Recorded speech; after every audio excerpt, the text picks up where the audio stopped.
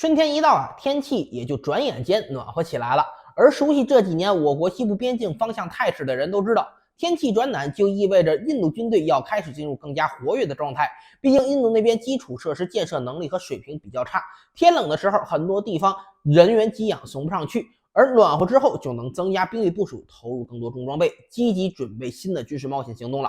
而最近几年，总体来说，印度是一年比一年在整个中国边境地区准备的多。从最早少量坦克增援，到现在装甲兵与先进炮兵常驻，不管是人员还是装备都多了很多。这2年大幅增兵之后，印度人对进行新的挑衅就更有信心和能力了。一方面，印度也明白自己在先进装备上与我军量大管饱还有不少差距，但他们仍旧在积极追赶世界潮流热点，不断力所能及的给自己增添一些新的网红装备，比如说在乌克兰战场上备受关注的各种巡飞弹。这2天，印度人正在大肆宣传他们成功的在中印边境测试了印度自主开发的一款新一代自杀式无人机 PALM-400。按照印度人的说法，这款无人机使用了市面上最先进的技术，包括最好的新一代双红外光电系统作为先进传感器，最好的动力系统来提供超远的射程，最好的战斗部装药设计等等等等。这款新的无人机将会有比现有产品更高的精度，以及长达100公里的超远射程。文虎看了一下印度人拍摄的宣传片中的照片和视频，一眼就觉得这个东西有点太过眼熟了。前后双十字气动舵面设计，一样的不可折叠式机翼，一样的滑轨弹射起飞的发射模式，这不就是俄军在乌克兰战场上大规模使用的柳叶刀自杀式无人机吗？印度人把前后机翼倒置一下，进一步放大了机体，换了更高性能的光电，就变成了自家的新型自杀式无人机，变成了印度的杀手锏，这就显得非常有趣。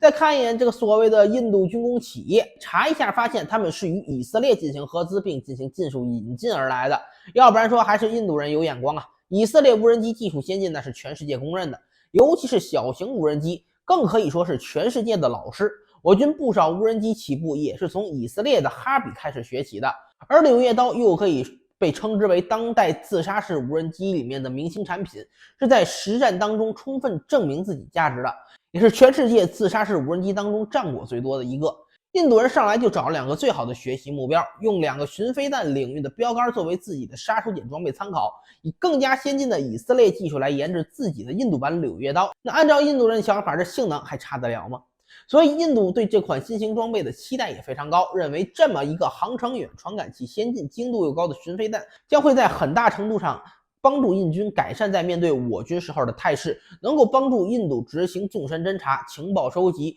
战场监视、高价值目标打击在内等一系列任务，甚至能在后勤保障方面给印军提供巨大的帮助。说实话，印度人这前几个方面咱还能理解，一个照着柳叶刀抄来的巡飞弹能如何帮助印军后勤，本虎就实在想不出来了。毕竟这么小个无人机，既没有多远的航程，也没有什么载荷能力，总不能把战斗部拆下来装给养，用来给一线印军投送补给吧。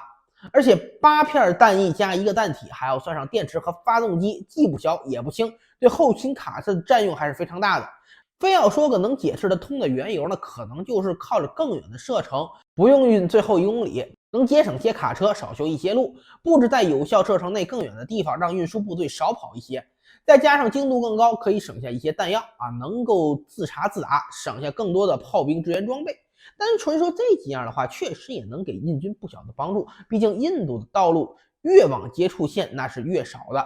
需要的车辆越向接触线去，那也是越多的。传统的火炮、炮弹都到了后勤枢纽，还得想办法找运输工具分发，而这种巡飞弹可以在后方直接打。如果要精确打击高价值的坦克、装甲车与炮兵，那么这一架无人机确实能顶好多炮弹，能省下好多的后勤资源。另一方面，印军之所以重视这么一款自杀式无人机，甚至不惜联合俄以2家技术来做，也是因为印军在中印边境方向真的是什么都缺，就连最基础的前沿侦察能力都不足。对我军在接触线之后数千米的纵深兵力排布已经处于是2眼一抹黑的状态了，因为实在没有什么侦察手段。而对我军的纵深目标打击，也仅能靠有限的深管火炮和有限的弹药供应，可以说非常的不够用。既缺侦察能力，又缺打击能力，尤其缺少前纵深精确打击能力的印度来说，有这么一款既能承担10亿级纵深侦察任务，又能补充炮兵进行打击的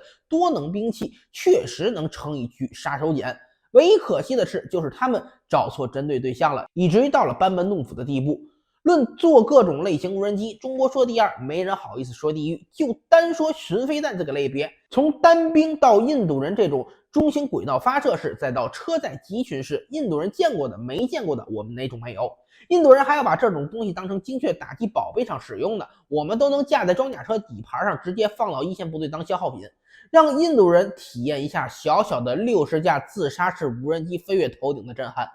印军与我军的差距是系统性的，所谓的杀手锏遇上对等的对手确实能改变部分态势，但是在中国面前班门弄斧，它就是不对等啊。